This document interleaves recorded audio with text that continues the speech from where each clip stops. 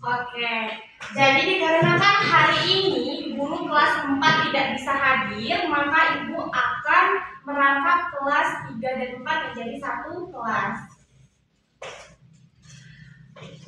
Pada pembelajaran pertama itu adalah pembelajaran pendidikan Pancasila. Pendidikan Pancasila ini untuk kelas 3 yang mana kita akan mempelajari bab 1 yang berjudul Aku Anak Indonesia. Kalian anak Indonesia kan ya? Iya. Nah, di dalam bab pertama untuk materi Aku Anak Indonesia ini terdapat penjelasan mengenai identitas diri. Identitas diri. Ada yang tahu nggak identitas diri itu terdiri dari apa saja? Ada yang tahu? Enggak? Nah, identitas diri itu terdiri dari nama.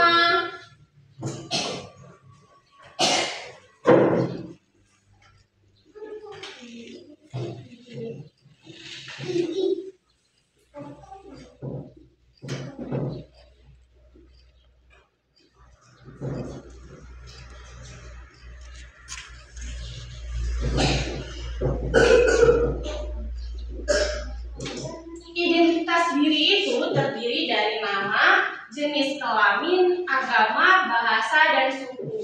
Contohnya Regina. Regina ini namanya Regina apa? Regina Rafina. Regina Rafina. Nah, jenis kelaminnya perempuan. Perempuan. Agamanya Islam. Nah, ini yang disebut dengan Aku Anak Indonesia. Poinnya adalah bahasa.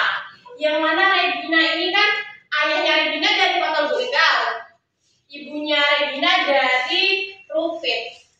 Itu kan mengalami perbedaan bahasa ya.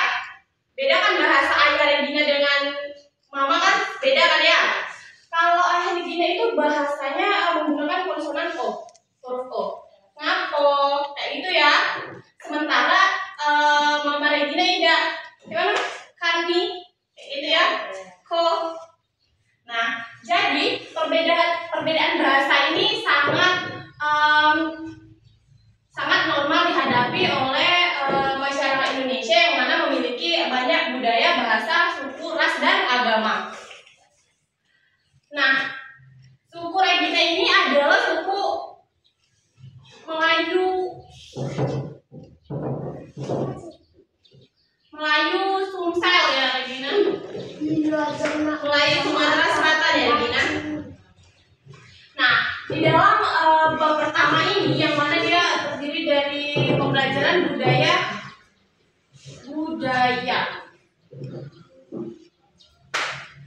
Di dalam perbedaan budaya kita harus saling menghormati dan menghargai satu sama lain. Contohnya Regina tadi dari Rupit, sementara itu Matias dari Pagar Alam. Kan beda budayanya. Dari segi bahasa pun beda. Ya. Karena kalau tadi Regina pakai kanko, Matias ini menggunakan bahasa dan konsonan huruf E. Betul? Gimana huruf E gimana bahasa Matias? Contohnya ngape, ide, ya kan? Iya. Ya, contohnya adalah ngape, ide. Apa lagi bahasanya? Hah? Kabar. Gimana? Nah, bahasa dari Matias ini mereka dominan menggunakan huruf E. Jadi di dalam setiap katanya mereka terdapat huruf E.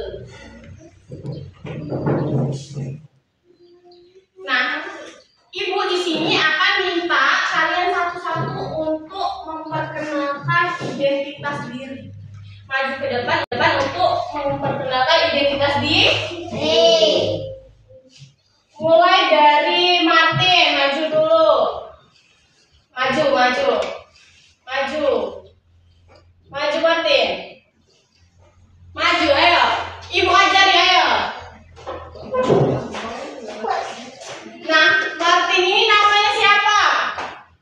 Nama lengkap Martin adalah Nama saya adalah Matias Siliwangi. Alamat saya di Kelurahan Siring, beragama Islam, dari kota Lubuk Linggau. Selanjutnya setelah Matias mungkin ada Rizky.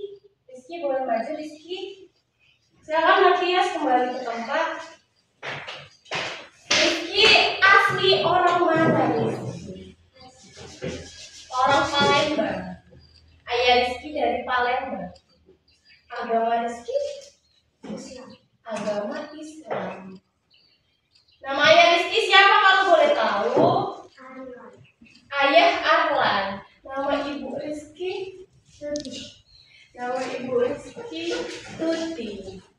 Rizky, kalau di Palembang bahasanya kayak gimana, Rizky? Kayak gimana? Mereka menggunakan konsonan huruf U. Bagaimana bahasanya? Contohnya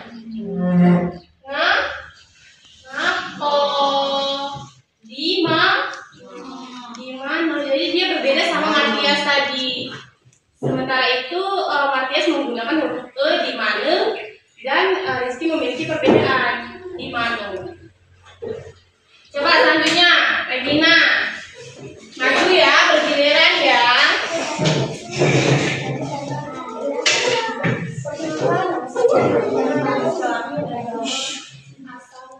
Nama saya Regina.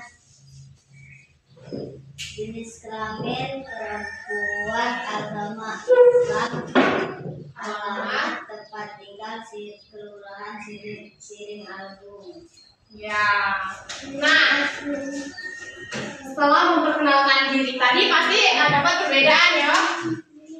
Dimana Rizky tadi dari Palembang, Matias dari Pagar Alam, begitupun dengan Regina dari kota Lubuk Linggau. Ini ibu punya tugas untuk kelas 3. Nah, tugas ini harus dikerjakan, harus diisi dan nanti dikumpul. Kembali menunggu kelas 3 mengumpul untuk mengerjakan tugasnya. Kita akan beralih ke mata pembelajaran kelas 4.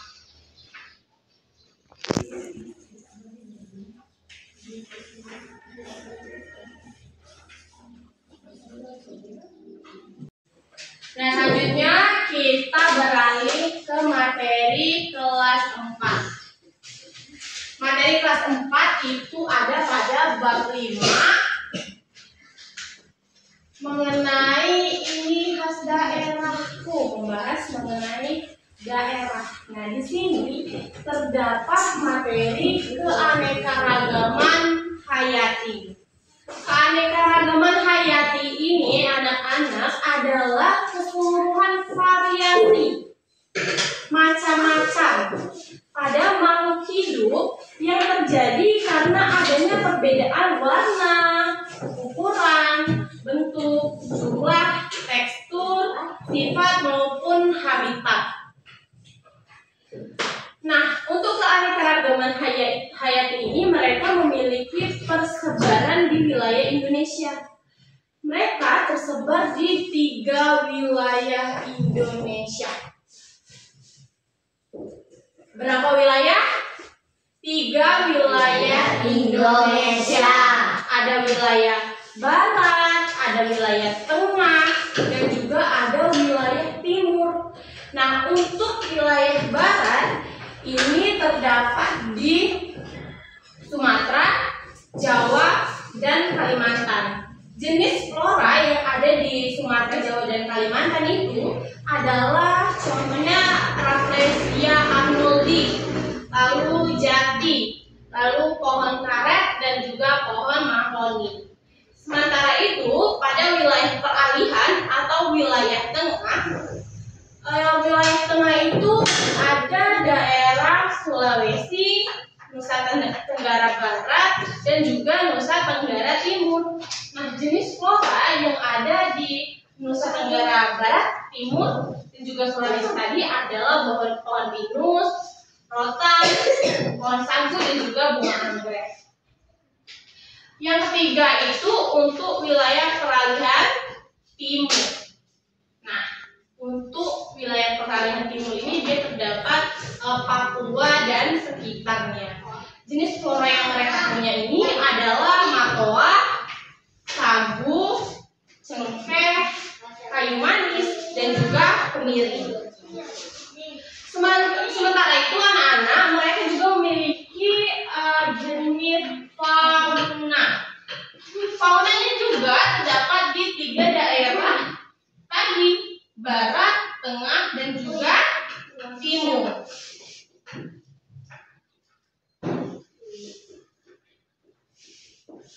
Untuk wilayah Asiatis Barat, mereka ini terdapat jenis faunanya itu adalah gajah dan harimau Sumatera. Sementara wilayah peralihan tengah itu terdapat kera, anoa, dan juga rusa. Sedangkan di timur terdapat cendrawasih, anoa, dan maleo. Ada yang tahu nggak sih penyebab keanekaragaman itu punah? Enggak. Penyebab keanekaragaman punah yang pertama itu adalah penebangan hutan secara liar. Penebangan hutan secara liar ini sangat berpengaruh kepada keberagaman hayati karena mereka akan merusak ekosistem biasanya, sehingga membuat hewan maupun tumbuhan-tumbuhan yang ada itu mengalami kepunahan. Selanjutnya, penyebab dari keanekaragaman punah adalah eksploitasi tanaman. Eksploitasi tanaman dan hewan.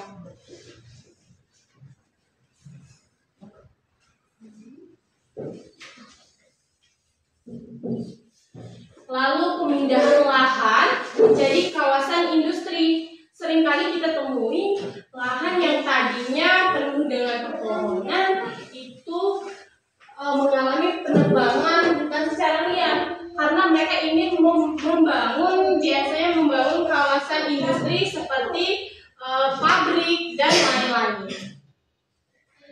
Nah, selain pemindahan lahan tadi, terdapat juga pencemaran udara dan air oleh limbah. Pencemaran udara ini bisa terjadi karena pembakaran liar, lalu limbah dari pabrik. Nah, itu ada perbuatan dari oknum-oknum yang tidak bertanggung jawab. Nah, yang terakhir ini sangat normal sih ya, yang ini penyebabnya ini pasti dijumpai karena dia adalah perubahan iklim. Yang mana di Indonesia ini kan pastinya selalu mengalami perubahan iklim seperti hujan, lalu kemarau, lalu hujan, sehingga hal tersebut menyebabkan keanekaragaman ini punah karena mereka